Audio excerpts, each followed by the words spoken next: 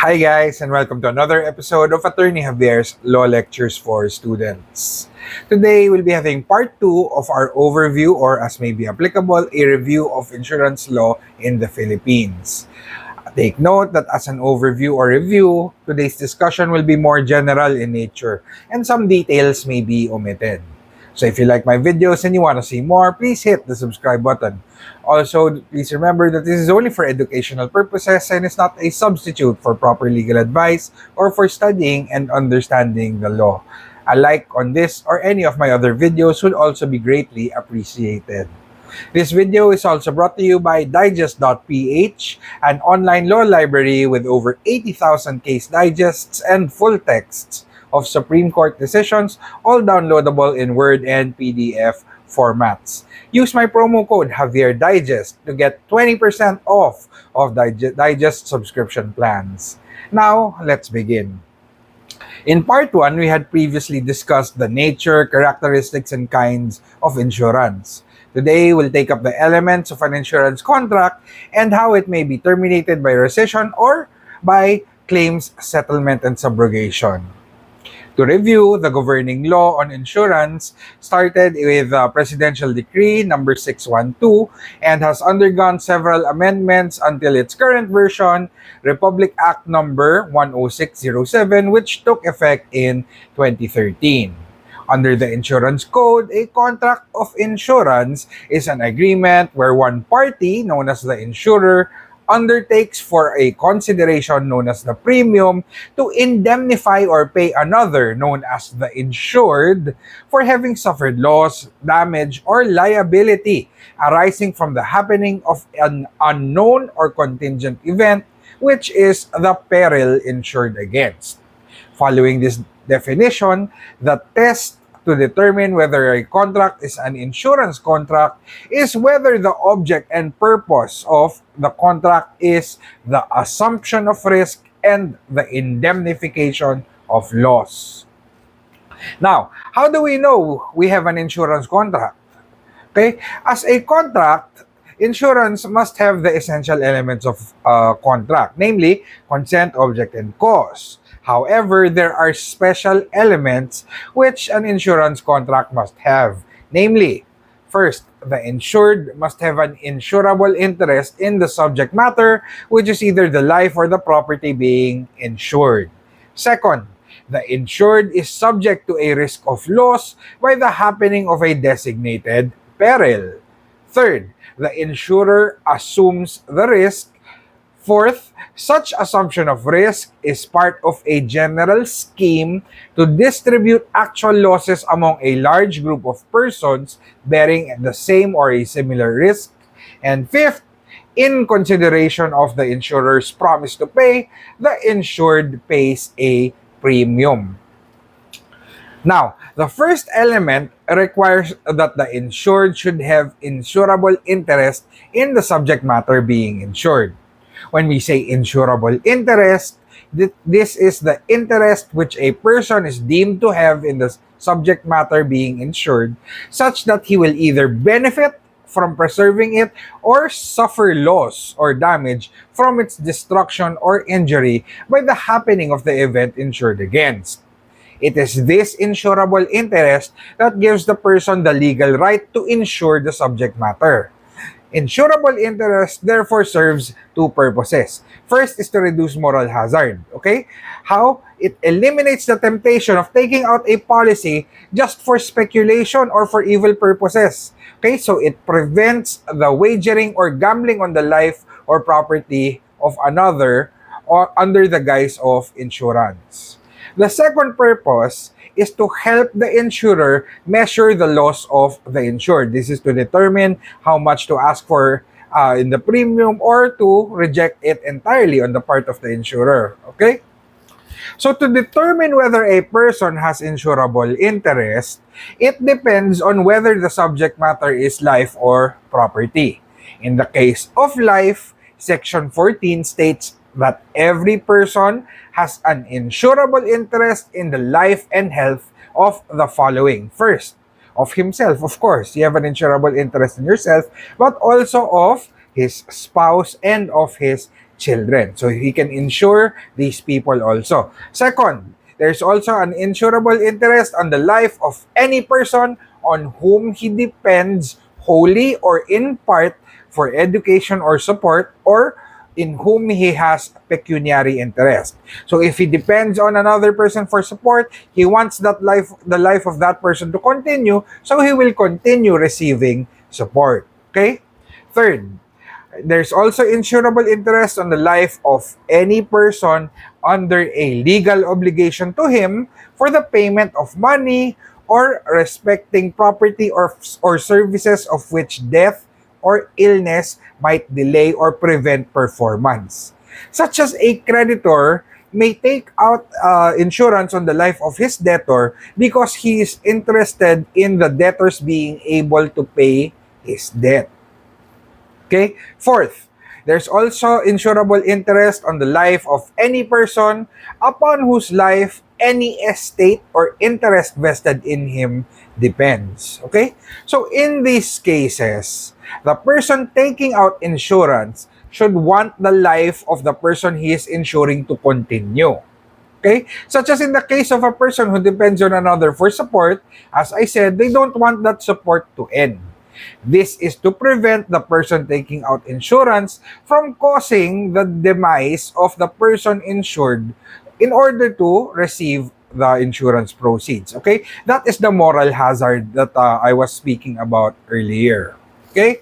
Now, as for property, Section 14 states that an insurable interest in property may consist in either an existing interest or an inchoate interest founded on an existing interest. As an example, a stockholder in a corporation may insure the properties of that corporation.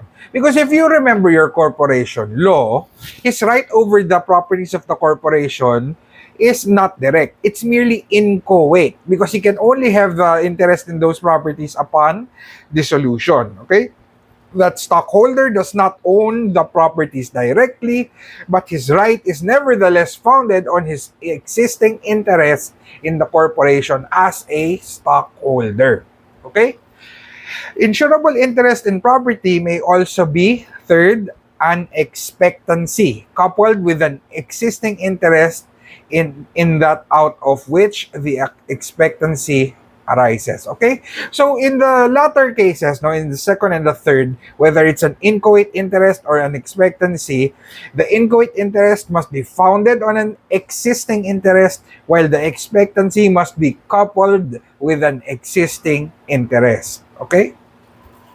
As long as a person may suffer damage or loss to real or personal property because of a certain risk or peril, then he may be said to have insurable interest in that property. Okay, and this is under Section 13. However, the insured's right over the thing must either be founded on an actual right or on a valid contract. Because Section 16 says that the insured cannot insure the thing if he only has a mere contingent or expectant interest over the thing. Remember, the third I said earlier is that the expectancy must be coupled with an existing interest, and that may either be an actual right or a valid contract. Okay? Thus, if there is no insurable interest, Section 18 states that if the insured has no insurable interest in the subject matter, then the insurance contract is unenforceable. Okay? However, if initially there was interest that later on changed, such as when an owner sells the thing insured, then he loses his interest in it because he's no longer the owner. In that case, the policy will be suspended until the interest in the thing and the interest in the insurance are vested in the same person. Either maybe the seller might reacquire the thing or the insurance is also transferred to the buyer.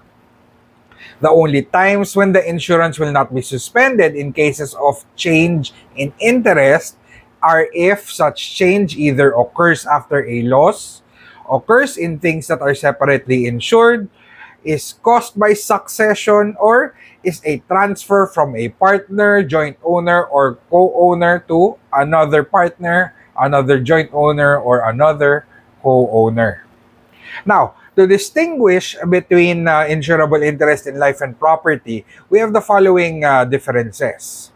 First, the extent of insurable interest in life is unlimited because there is no value measure to the value of human life, except in insurance secured by the creditor over the life of his debtor, in which case it's limited to the amount of the debt because that's the only interest that the creditor has in the debtor. Okay? In property, the insurable interest is limited to the value of the property. Second, in life insurance, the insurable interest must exist at the time of the perfection of the insurance contract and need not exist at the time of the loss. But in property, insurable interest must exist both at the time of perfection and at the time of the loss. Okay, third, the expectation of benefit in insurable interest in life does not need legal basis. Okay? Does not also need to be based on a legally enforceable obligation. But in property, the expectation of benefit must have legal basis. And fourth, in life, insurable interest is not necessary if the insured took out the policy on his own life. Okay? But if the policy is taken out on the life of another, then of course there must be insurable interest in the life or health of the other.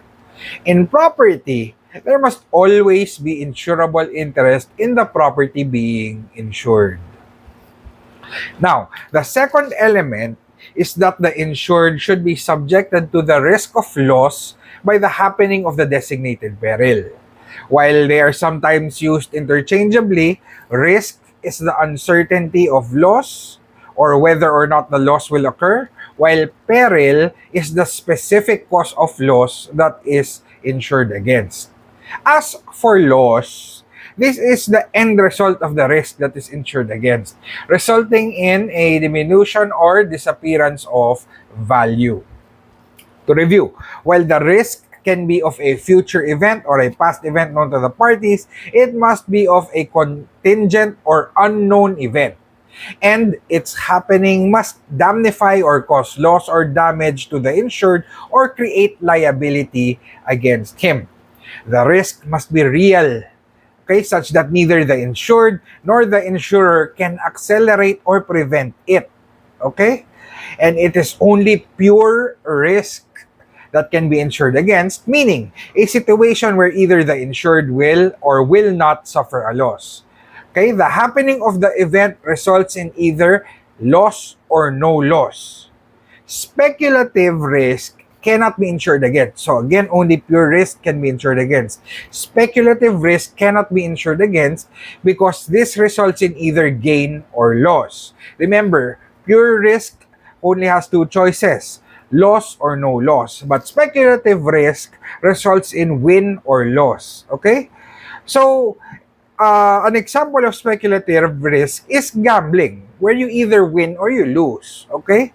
And insurance contracts cannot involve speculative risks because insurance cannot be used as wagering contracts where one is interested in the loss of another. Remember that insurance only serves to indemnify the insured who suffers loss or damage because of the happening of the risk. Okay? So, of course, the policy has to specify what risks the insurer has agreed to cover so that the insurer will not be held liable for those risks which are not included. Conversely, to be entitled to indemnity from the policy, the insured has to prove that the loss is covered by the policy. Okay, aside from, of course, proving that the loss actually happened, etc. Next, the third element is that the insurer assumes the risk of loss by promising to pay the insured if the risk insured against happens and causes loss or damage. Okay? So the insurer assumes the risk when upon issuance of the insurance policy. And we'll talk more about that in the fifth element.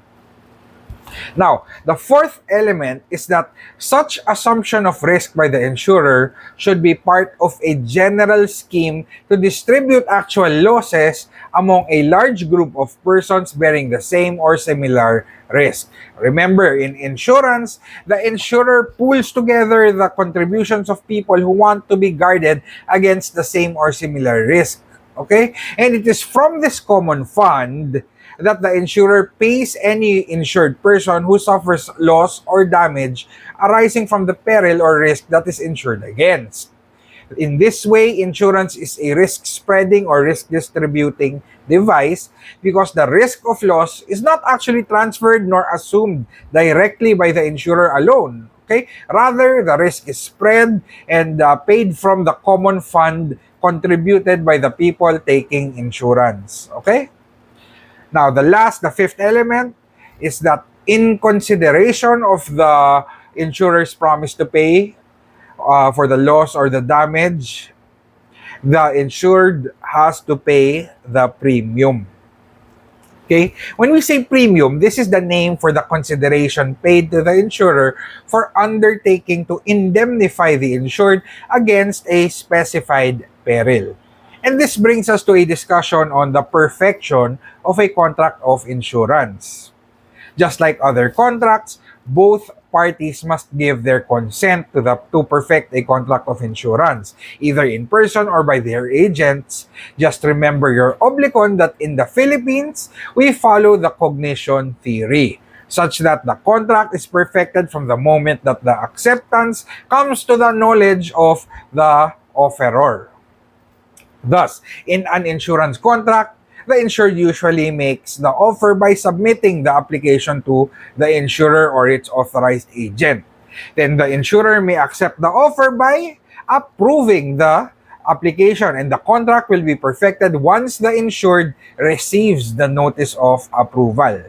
Conversely, if the applicant dies before he receives the notice, his beneficiaries cannot claim the proceeds of the policy since it was not perfected following the theory of cognition.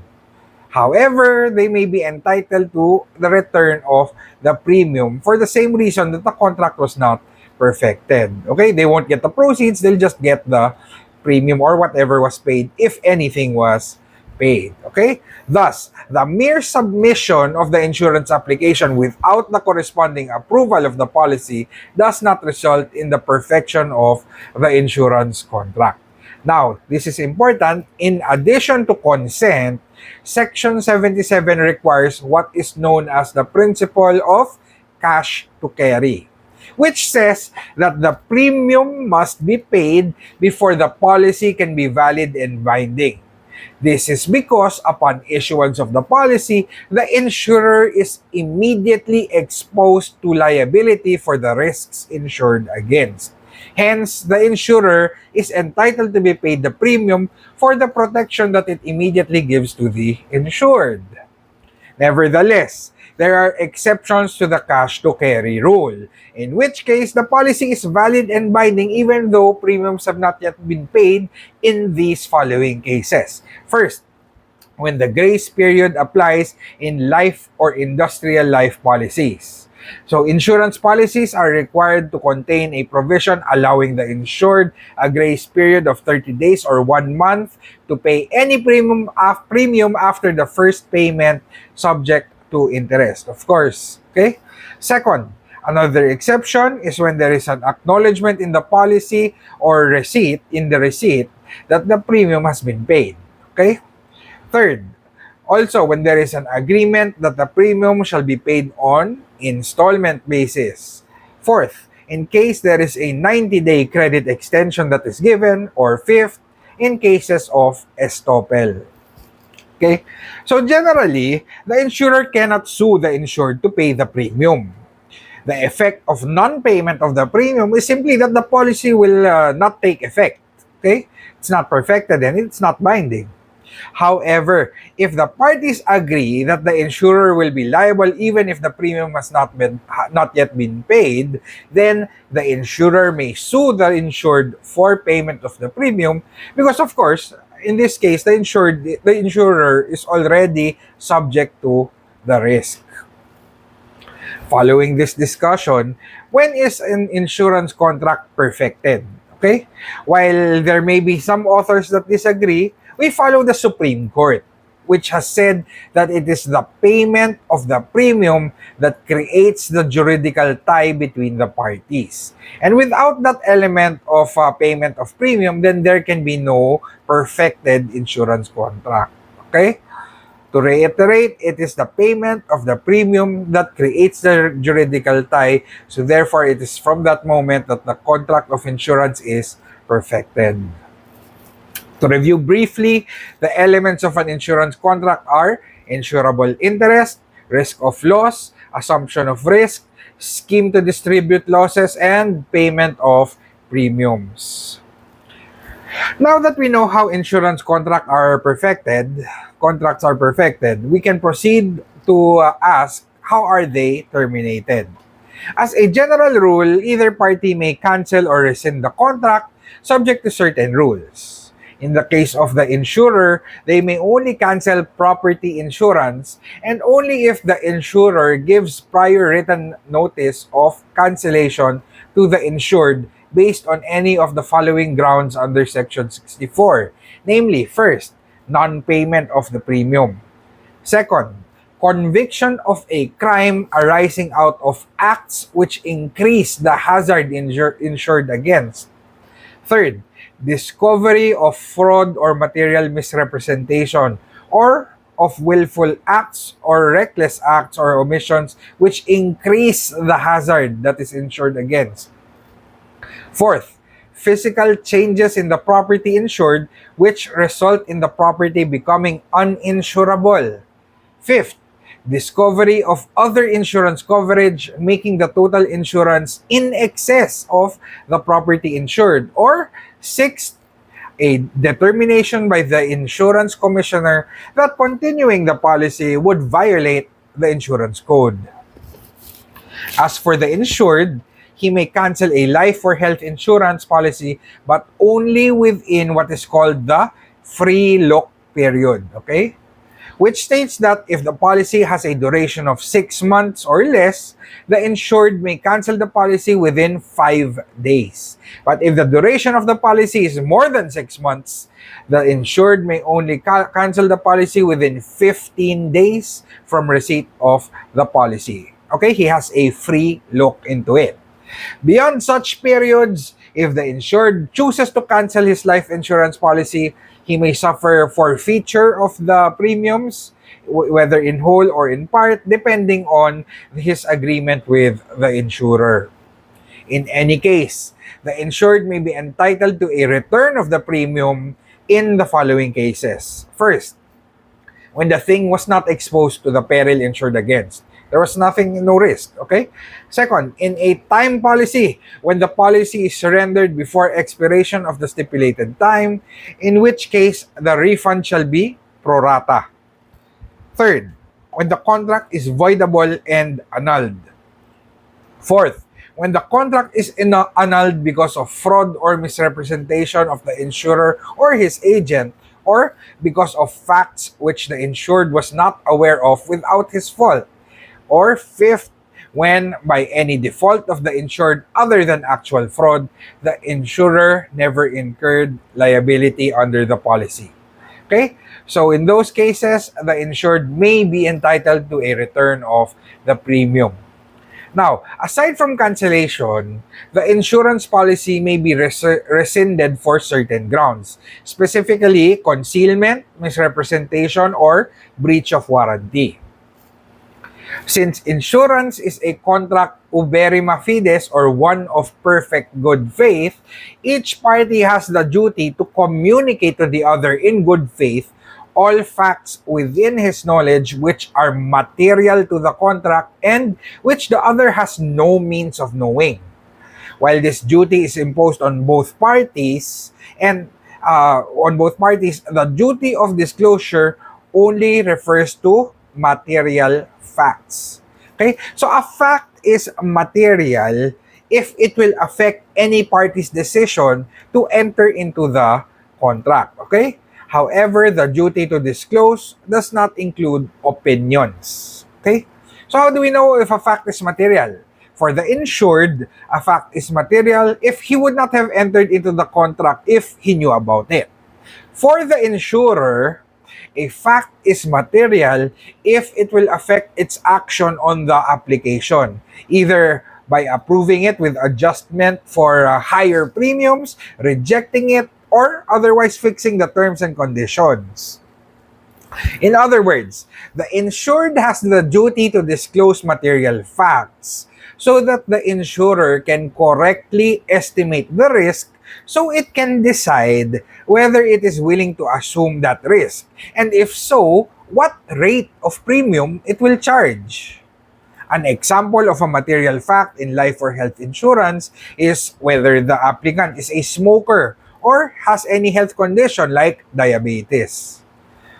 Now, the duty of disclosure may be a positive act or it may be an omission or failure to disclose a material fact.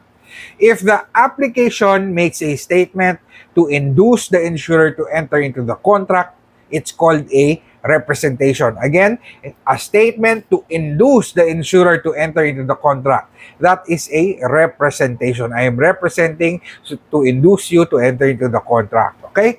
If the statement deals with facts existing at the time that the contract is made, it is an affirmative representation. Yes, this is the fact, affirmative representation. If the statement is about something that will happen in the future after the insurance is effective, it's a promissory representation. I promise that this will happen. In both cases, since representations are made to induce a party to enter into the contract, they must be made at or before the issuance of the policy. Because a fraudulent misrepresentation made after the creation of the policy, that's not a ground to rescind the contract, since it does not affect the decision to enter into it. Okay? The contract's already made, so it will not affect the decision anymore. Now, whether affirmative or promissory, in order for a representation to be a ground to rescind the policy, it must be false or fraudulent on a material point. Okay? And this is otherwise known as a material misrepresentation, in which case, fraudulent intent must be proven.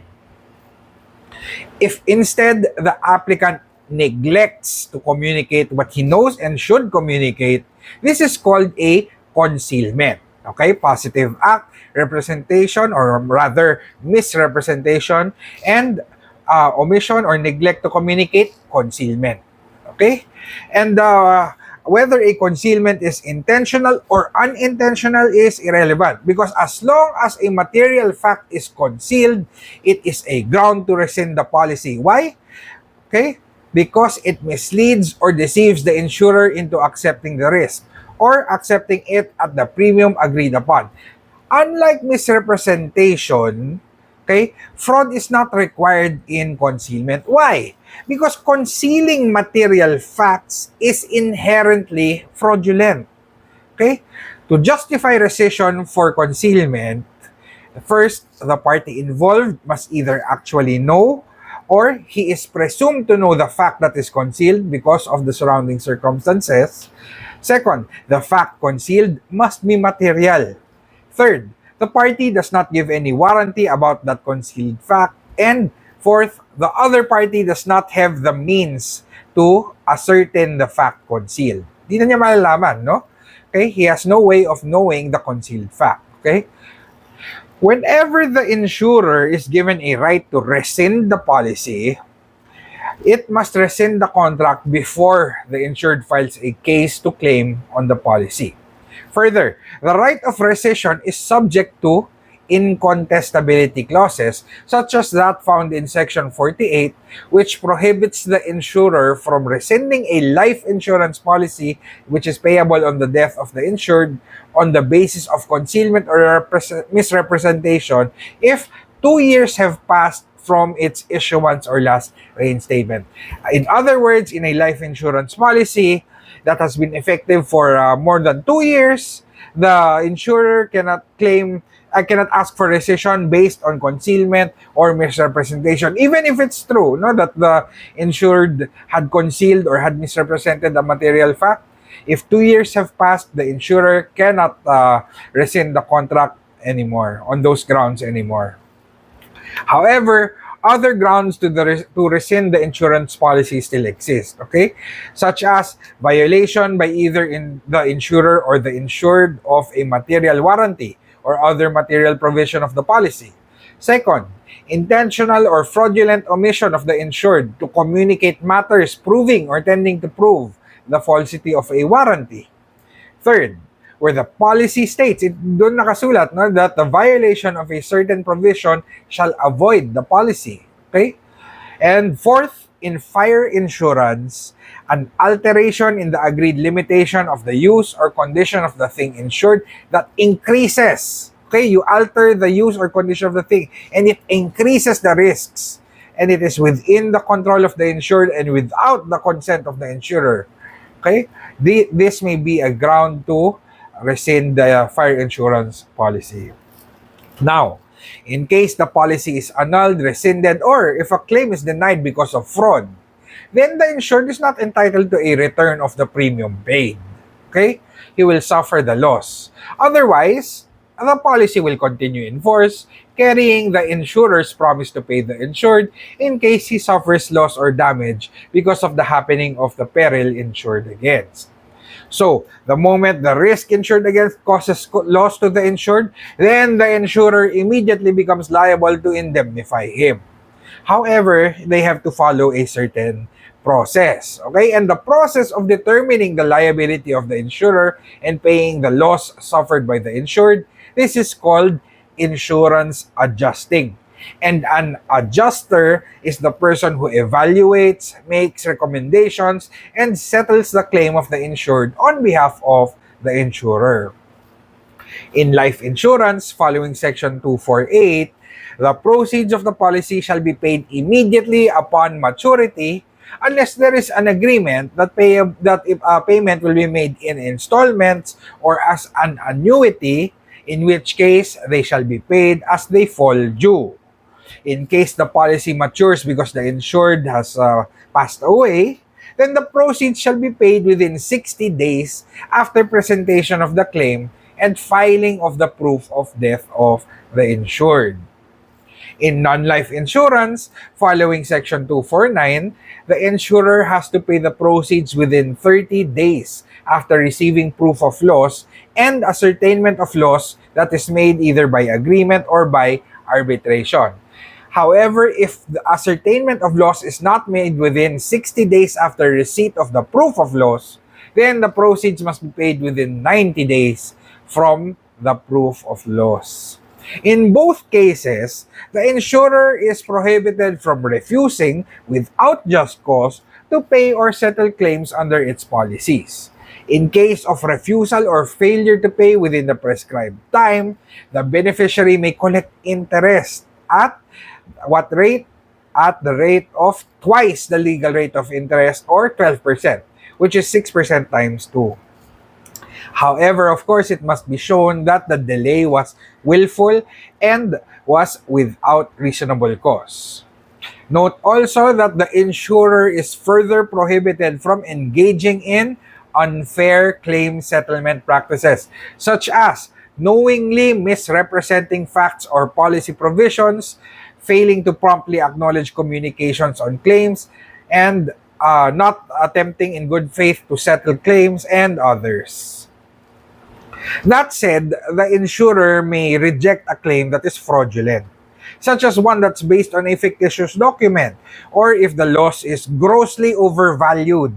Okay, and in fact, the insurance code punishes such fraudulent acts with a fine not exceeding twice the amount claimed, or imprisonment of 2 years, or both. Now, if the risk happens and causes loss or damage to the insured, and the insurer pays the insured under the policy, then the insurer will be subrogated to all of the rights of the insured. In other words, once the insurer pays the insured because of the loss suffered from the risk, the insurer steps into the shoes of the insured and acquires all the rights and remedies that the insured may have had against the third party who caused the loss or damage. meaning the insurer can now run after the wrongdoer for reimbursement. This kind of subrogation does not need a new or further agreement because this is what is known as legal subrogation, which takes place by operation of law, as opposed to conventional subrogation, which requires the agreement among parties. Okay? Again, this is legal subrogation. And of course, the insurer's rights are limited to those that the insured has. Okay? So the insurer cannot claim more than what the insured could have claimed because the rights gained by the insurer cannot be greater than the rights of the insured because again, he's merely substituted in the place of the insured through subrogation. Consequently, the insurer is also bound by the same contractual stipulations and subject to the same defenses that would have been available against the insured. Further, the insurer cannot claim more than what he actually paid. Okay? Why? Because the insurer cannot use the contract of insurance to make a profit. However, subrogation will not take place in the following cases. First, if the insured by his own act released the wrongdoer, he said, sige, I would pay you na. Now the insurer cannot ask for reimbursement in that case because the insured released the wrongdoer. Second, when the insurer pays the insured the value of lost goods without notifying the carrier who also paid the insured's claim in good faith. Third, when the insurer paid a loss which is not covered by the policy. Fourth, when the insurer paid in excess of the amount of loss. And fifth, in case of life insurance. Okay? Of course, even after being subrogated, the insurer may choose to waive his rights and not make any claim. But I do not see why anyone would do this. Okay? So that's it for part 2 of the overview of insurance law, where we covered the elements, rescission, claim settlement, and subrogation in insurance in the Philippines. So I hope you may have learned a thing or two, and I hope to see you next time. See you soon. Bye.